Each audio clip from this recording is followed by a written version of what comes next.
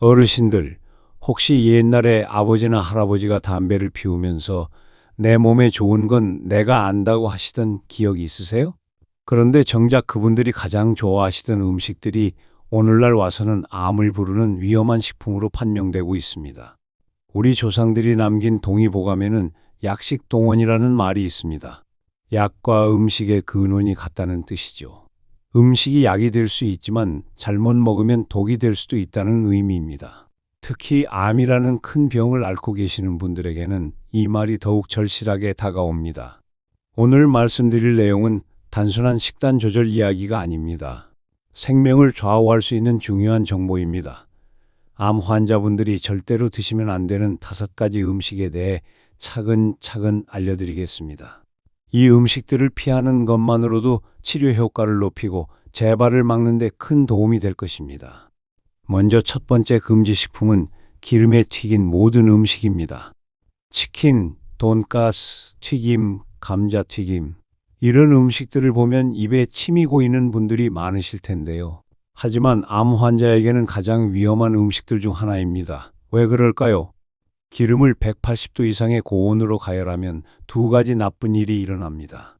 첫째, 원래 몸에 좋다고 알려진 불포화 지방산도 트랜스 지방으로 변합니다. 트랜스 지방은 나쁜 콜레스테롤 수치를 높이고 심장병을 일으키는 주범입니다. 둘째, 감자나 고구마, 밀가루 같은 탄수화물 식품을 120도 이상에서 가열하면 아크릴아마이드라는 발암물질이 생성됩니다. 옛날 우리 어머니들이 음식을 기름에 지지기보다는 찌거나 삶아서 드셨던 것이 얼마나 지혜로웠는지 새삼 깨닫게 됩니다. 동의보감에서도 화를 다스리는 데는 물이 최고라고 했는데 음식 조리에서도 마찬가지입니다. 물을 이용한 조리법이 가장 안전한 것이지요. 그렇다면 튀긴 음식을 어떻게 대체할까요? 같은 재료라도 찜이나 구이로 조리하세요. 닭고기라면 삼계탕이나 백숙으로, 감자라면 찐 감자로 드시면 됩니다. 처음에는 맛이 심심하게 느껴질 수 있지만 천연 조미료를 활용하면 충분히 맛있게 드실 수 있습니다. 두 번째 금지 식품은 햄, 소시지, 베이컨 같은 육가공 식품입니다. 세계보건기구에서는 이미 2015년에 육가공 식품을 1급 발암물질로 분류했습니다. 담배나 석면과 같은 등급이죠. 이렇게 위험한 이유는 아질산 나트륨이라는 방부제 때문입니다. 아질산 나트륨은 고기의 색깔을 빨갛게 유지하고 썩지 않게 하는 역할을 합니다. 그런데 이 물질이 우리 몸속에 들어가면 위산과 만나 니트로소아민이라는 강력한 발암물질로 변합니다. 매일 햄 2조각만 먹어도 대장암 위험이 16% 이상 증가한다는 연구 결과가 있을 정도입니다. 특히 우리나라 사람들이 좋아하는 부대찌개를 생각해 보세요. 햄과 소시지가 듬뿍 들어간 부대찌개는 암 환자에게는 정말 위험한 음식입니다. 그나마 다행인 것은 요즘에는 아질산 나트륨을 사용하지 않은 제품들도 나오고 있다는 점입니다. 하지만 더 좋은 방법이 있습니다. 가공육 대신 신선한 고기를 직접 조리해서 드시는 것입니다. 약간의 번거로움은 있지만 생명을 지키는 일에 비하면 충분히 감수할 만한 일이 아닐까요? 동의보감에서는 신선한 것이 생명을 기른다고 했습니다. 가공을 많이 거친 음식보다는 자연 그대로의 상태에 가까운 음식을 드시는 것이 좋습니다. 세 번째 금지 식품은 탄 고기와 숯불구이입니다. 여름철 야외에서 삼겹살을 구워 먹는 것은 우리나라 사람들의 큰 즐거움 중 하나였습니다. 하지만 고기를 센 불에서 태우거나 숯불에 직접 구우면 벤조피렌이라는 발암물질이 생성됩니다. 벤조피렌은 특히 위암과 대장암을 일으키는 주요 원인으로 알려져 있습니다. 고기의 기름이 숯불에 떨어져 연기가 나면서 다시 고기에 달라붙는 과정에서 더욱 많은 발암물질이 만들어집니다. 그렇다고 고기를 아예 먹지 말라는 것은 아닙니다. 암 환자에게는 양질의 단백질 섭취가 매우 중요합니다. 다만 조리 방법을 바꾸면 됩니다. 고기를 구울 때는 약한 불에서 천천히 굽고 탄 부분은 깨끗이 제거한 후 드세요. 더 좋은 방법은 찜이나 수육으로 조리하는 것입니다. 우리 조상들도 이미 알고 있었습니다. 설렁탕이나 곰탕, 수육 같은 요리가 발달한 이유도 고기를 건강하게 섭취하기 위한 지혜였던 것입니다. 네 번째 금지 식품은 통조림 식품입니다. 편리함 때문에 많은 분들이 통조림 식품을 애용하시는데 암 환자에게는 위험합니다. 통조림 캔의 내부 코팅에 사용되는 BPA, 비스페놀 A라는 화학 물질이 문제입니다. BPA는 알레르기를 유발하고 최근에는 발암 물질로도 분류되고 있습니다. 또한 통조림 식품에는 보존 기간을 늘리기 위해 각종 방부제가 첨가됩니다. 통조림을 밀봉하고 가열살균하는 과정에서 퓨란이라는 발암 물질도 생성됩니다. 특히 과일 통조림의 경우 당분이 너무 많이 들어있어 혈당을 급격히 올립니다. 급상승한 혈당은 인슐린 분비를 촉진하고 인슐린은 암세포의 성장을 도와주는 역할을 합니다. 통조림 대신 신선한 식재료를 사용하세요. 조금 번거롭더라도 생과일이나 냉동과일을 이용하는 것이 훨씬 안전합니다. 생선도 통조림보다는 신선한 생선을 직접 조리해서 드시기 바랍니다. 다섯 번째 금지 식품은 설탕이 든 음료와 과도한 단순당 식품입니다. 콜라, 사이다, 과일 주스, 에너지 음료. 이런 달콤한 음료들은 암세포가 가장 좋아하는 먹이입니다. 암세포는 포도당을 주 영양원으로 삼는데 정상세포보다 포도당 수용체가 10배나 많이 발달되어 있습니다. 설탕이 든 음료를 마시면 혈당이 급속히 올라가고 이를 처리하기 위해 인슐린이 대량 분비됩니다. 문제는 암세포가 이렇게 올라간 포도당을 정상세포보다 훨씬 빠르게 흡수한다는 점입니다. 결국 암세포에게 영양을 공급해주는 꼴이 되는 것입니다. 과자나 케이크, 사탕 같은 가공된 단순당 식품도 마찬가지입니다. 이런 식품들은 섬유질이나 비타민, 미네랄 같은 영양소는 거의 없고 설탕과 각종 첨가물만 가득합니다. 동의보감에서는 단맛이 과하면 비장을 상한다고 했습니다. 현대의학적으로 해석하면 과도한 당분 섭취가 인슐린 저항성을 일으키고 면역력을 떨어뜨린다는 의미로 볼 수 있습니다. 물 대신 달콤한 음료를 드시는 분들이 많은데 이제부터는 물이나 무가당 차로 바꿔보세요. 처음에는 심심하게 느껴질 수 있지만 시간이 지나면 몸이 적응하고 오히려 단 음료가 부담스럽게 느껴질 것입니다. 자, 이제 5가지 금지 식품에 대해 말씀드렸습니다. 하지만 여기서 끝이 아닙니다. 이 음식들을 피하는 것만큼 중요한 것이 올바른 식습관을 기르는 것입니다. 한의학에서는 음식의 성질을 차가운 것과 따뜻한 것으로 구분합니다. 암 환자의 경우 몸에 양기가 부족한 상태이므로 너무 차가운 음식은 피하는 것이 좋습니다. 냉장고에서 막 꺼낸 차가운 음료나 아이스크림보다는 미지근한 물이나 따뜻한 차를 드세요. 또한 동의보감에서는 소식이 장생의 비결이라고 했습니다. 과식은 소화기관에 부담을 주고 몸의 기운을 소모시킵니다. 암 환자분들은 소량씩 자주 드시는 것이 좋습니다. 음식을 드실 때는 꼭꼭 씹어서 드세요. 충분히 씹지 않으면 소화가 잘 안 되고 영양소 흡수율도 떨어집니다. 옛 어른들이 밥 한 숟가락을 30번은 씹어라고 하신 말씀이 과학적으로도 맞는 이야기입니다. 식사 시간도 중요합니다. 아침은 7에서 9시, 점심은 11시에서 1시, 저녁은 5에서 7시에 드시는 것이 좋습니다. 이는 우리 몸의 생체 리듬에 맞는 시간대입니다.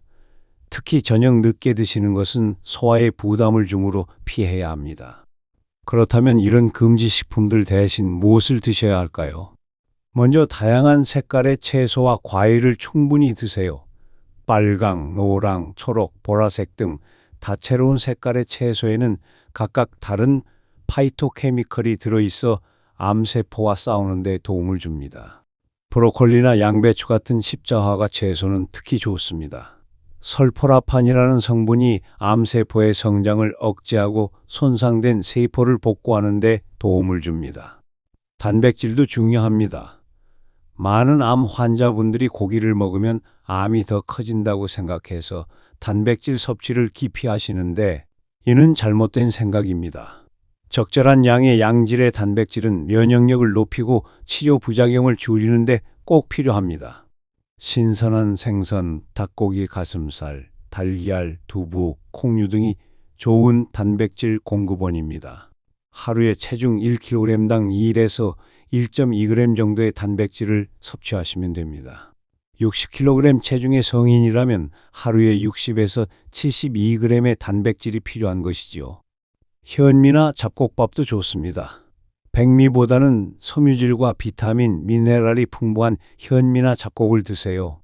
다만 갑자기 바꾸면 소화가 어려울 수 있으니 백미와 현미를 1대1 비율로 섞어서 시작하시고 점차 현미 비율을 늘려가세요. 견과류도 좋은 간식입니다. 호두, 아몬드, 잣 등에는 건강한 지방산과 비타민 E가 풍부합니다. 하루에 한 줌 정도 약 30g 드시면 됩니다.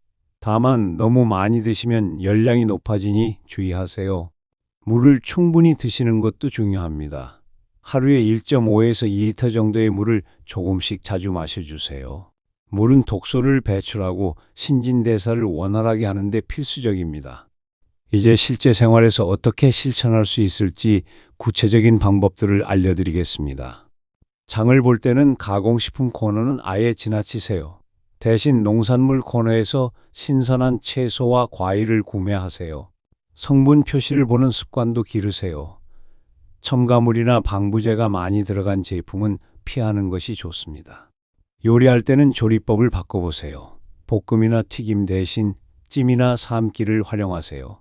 전자레인지보다는 찜통을 이용해서 조리하면 영양소 파괴도 적고 맛도 더 좋습니다. 양념도 천연 재료를 이용하세요. MSG가 들어간 조미료 대신 다시마나 멸치로 우린 천연 육수를 사용하세요.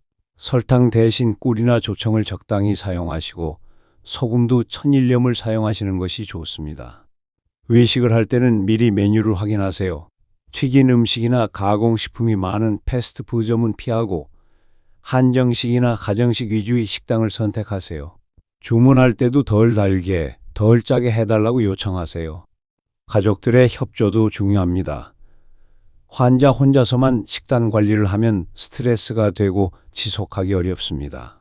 가족 모두가 함께 건강한 식습관을 실천하면 더욱 효과적입니다. 식사일기를 써보시는 것도 좋은 방법입니다. 하루 동안 무엇을 얼마나 먹었는지, 몸의 변화는 어떤지 기록해 보세요. 패턴을 파악하고 개선점을 찾는 데 도움이 될 것입니다. 때로는 위에서 말한 금지식품들이 그리워질 때가 있을 것입니다. 그럴 때는 대체 음식을 찾아보세요. 치킨 대신 오븐에 구운 닭고기, 라면 대신 멸치국수, 과자 대신 견과류나 말린 과일 같은 식으로 말입니다.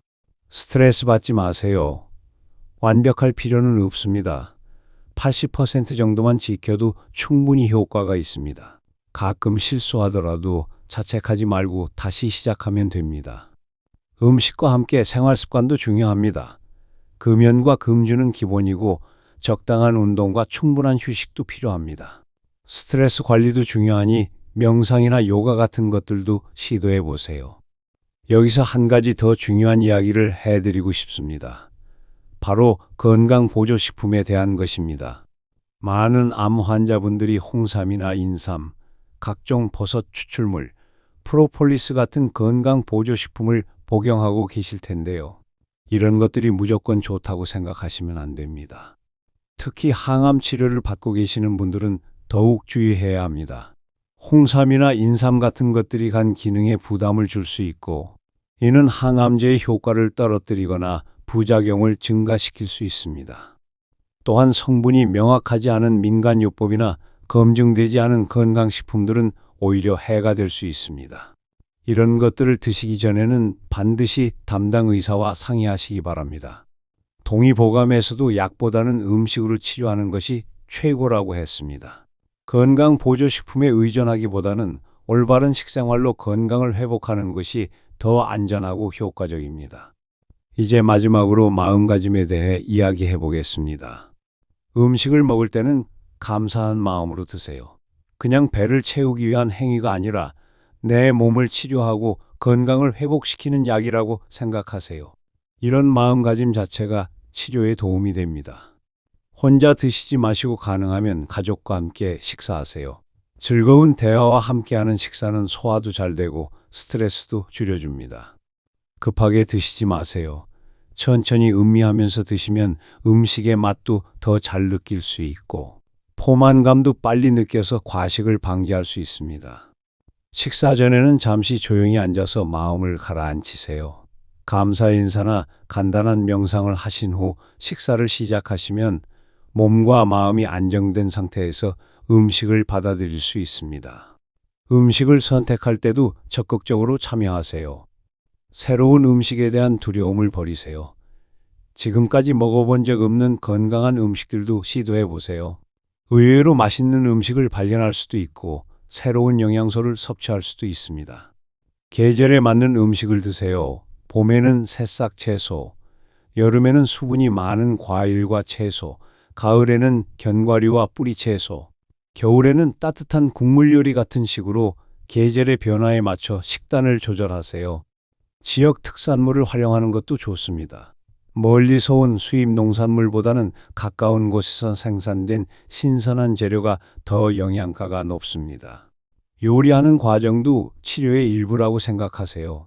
직접 재료를 씻고 다듬고 조리하는 과정에서 음식에 대한 애정과 자신의 건강에 대한 관심이 커집니다. 이런 모든 노력들이 쌓여서 결국 큰 변화를 만들어냅니다. 하루아침에 달라지지는 않겠지만 꾸준히 실천하다 보면 몸의 변화를 느낄 수 있을 것입니다. 체중이 안정되고 식욕이 돌아오고 소화가 잘 되고 수면의 질이 좋아지고 무엇보다 기운이 생기는 것을 느끼실 수 있을 것입니다. 암이라는 병은 분명 무서운 질병입니다. 하지만 절망할 필요는 없습니다. 올바른 식생활과 함께 적절한 치료를 받으면 충분히 이겨낼 수 있는 병입니다. 특히 우리나라의 전통 식문화에는 암을 예방하고 치료하는 데 도움이 되는 지혜가 많이 담겨 있습니다. 다양한 발효식품, 제철 채소와 과일 약초를 이용한 차, 균형 잡힌 한상 차림 등이 모두 건강한 식생활의 모범이 됩니다. 오늘 말씀드린 5가지 금지 식품을 기억하시고 하나씩 차근차근 실천해 보세요. 기름에 튀긴 음식, 육가공 식품, 탄 고기와 숯불구이, 통조림 식품, 설탕이 든 음료와 단순당 식품. 이 5가지만 피해도 암세포의 성장을 억제하고 치료 효과를 높이는 데 큰 도움이 될 것입니다. 물론 처음에는 어렵게 느껴질 수 있습니다. 오랫동안 즐겨 먹던 음식들을 갑자기 끊기는 쉽지 않은 일이니까요. 하지만 생명보다 소중한 것이 어디 있겠습니까? 가족들과 함께 식단을 바꿔 나가세요. 혼자서는 어려운 일도 가족 모두가 함께하면 훨씬 쉬워집니다. 또한 새로운 요리법을 배우는 즐거움도 있을 것입니다. 건강한 식생활은 단순히 병을 치료하는 것을 넘어서 삶의 질을 높여줍니다. 맛있고 건강한 음식을 먹는 즐거움, 가족과 함께 식사하는 행복, 직접 요리하는 보람 등이 모두 치료 과정을 더욱 의미 있게 만들어줄 것입니다. 그리고 무엇보다 희망을 잃지 마세요. 올바른 식생활과 함께 적극적인 치료를 받으면 분명히 좋은 결과가 있을 것입니다. 많은 분들이 이미 그런 경험을 하고 계시고 건강한 모습으로 일상생활을 하고 계십니다. 여러분도 그런 분들 중 한 명이 될 수 있습니다. 오늘부터 당장 시작하세요. 작은 변화가 모여서 큰 기적을 만들어낼 것입니다. 마지막으로 한 가지 더 당부드리고 싶은 말씀이 있습니다. 혹시 주변에서 이것만 먹으면 암이 낫는다거나 이 음식은 절대 먹으면 안 된다는 식의 극단적인 이야기를 들으시더라도 현혹되지 마세요. 암을 완치시키는 특별한 음식은 없습니다. 반대로 조금만 먹어도 당장 위험해지는 음식도 없습니다. 중요한 것은 전체적인 식생활 패턴을 건강하게 바꾸는 것입니다. 오늘 말씀드린 5가지 금지 식품도 가끔 실수로 드신다고 해서 큰일이 나는 것은 아닙니다. 다만 평소에 꾸준히 피하려고 노력하는 것이 중요합니다. 완벽을 추구하려다가 스트레스를 받는 것보다는 80% 정도만 지키더라도 꾸준히 유지하는 것이 더 효과적입니다. 스트레스 자체가 면역력을 떨어뜨리고 치료에 방해가 되니까요. 음식은 즐거움이어야 합니다. 의무나 강박이 되어서는 안 됩니다. 건강한 음식도 맛있게 조리해서 즐겁게 드실 수 있습니다. 새로운 요리법을 찾아보시고 가족들과 함께 건강한 요리를 만들어 보시는 것도 좋은 경험이 될 것입니다. 또한 음식뿐만 아니라 전반적인 생활 습관도 함께 개선해 나가시기 바랍니다. 규칙적인 생활, 적당한 운동, 충분한 수면, 스트레스 관리 등이 모두 치료에 도움이 됩니다. 무엇보다 긍정적인 마음을 가지세요. 음식 하나하나를 선택할 때마다 내가 건강해지고 있구나, 내 몸이 좋아지고 있구나 라고 생각하세요. 이런 긍정적인 마음가짐 자체가 치료 효과를 높여줍니다. 주변 사람들과의 관계도 소중히 하세요. 가족, 친구들과의 즐거운 식사 시간은 단순히 영양소를 섭취하는 것 이상의 의미가 있습니다. 사랑과 관심, 격려와 응원이 담긴 음식은 그 자체로 최고의 치료제가 됩니다. 그리고 변화를 두려워하지 마세요. 지금까지 먹어온 방식을 바꾸는 것이 어색하고 불편할 수 있지만, 새로운 시도를 통해 더 맛있고 건강한 음식들을 발견할 수 있습니다. 정기적인 검진도 잊지 마세요. 식생활 개선의 효과를 확인하고 필요한 조정을 하기 위해서는 의료진과의 상담이 필수적입니다. 혈액 검사나 영상 검사를 통해 몸의 변화를 객관적으로 확인할 수 있습니다. 이제 정말 마무리하겠습니다. 오늘 말씀드린 내용들이 여러분의 건강 회복에 조금이라도 도움이 되기를 진심으로 바랍니다. 기억하세요. 음식은 단순한 영양 공급이 아니라 치료의 핵심입니다. 올바른 선택과 꾸준한 실천이 여러분의 생명을 구하고 건강을 되찾아 줄 것입니다. 오늘부터 당장 시작하세요. 냉장고를 열어서 오늘 말씀드린 금지 식품들이 있다면 과감히 정리하세요. 그리고 신선하고 건강한 식재료들로 새롭게 채워보세요. 여러분의 건강한 미래를 응원합니다. 반드시 이겨내실 수 있을 것입니다. 오늘의 이야기는 여기까지입니다. 끝까지 함께 해주신 모든 분들께 진심으로 감사드립니다. 구독과 좋아요로 응원의 마음 전해주세요. 감사합니다.